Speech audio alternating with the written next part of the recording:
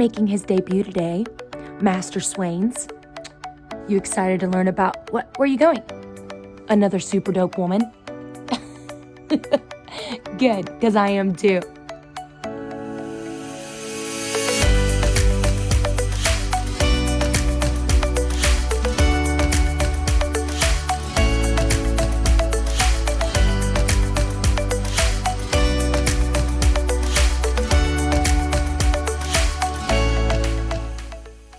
What's up? Welcome to Teach with Sarah. I'm super glad you're here.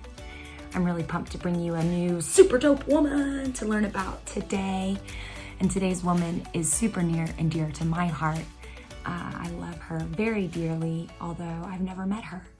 Her name is Mildred Loving, and it is because of her and women like her that I am not illegal. She is a Black woman who married a white man and had little biracial babies, AKA me. I am a biracial woman, a binational woman. My mother is white and my father is from American Samoa in the South Pacific. And so interracial marriage is really important. Biracial kids are really important because that is where I come from. That is my heritage and who I am.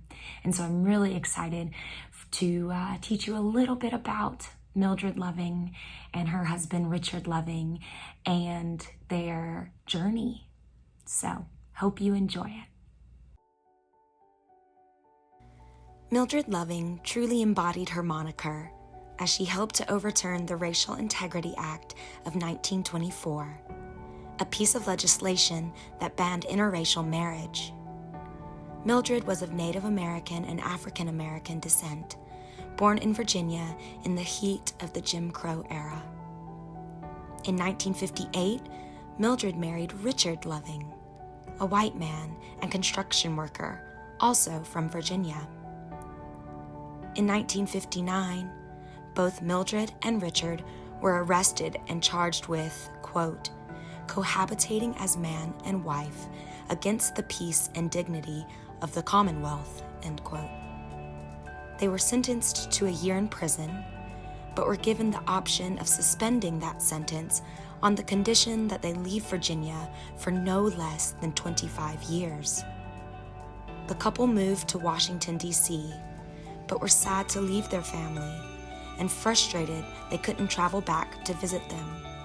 In 1964, Mildred wrote to the then sitting Attorney General, Robert F. Kennedy, who referred her to the ACLU, who then filed a motion on the behalf of the Lovings.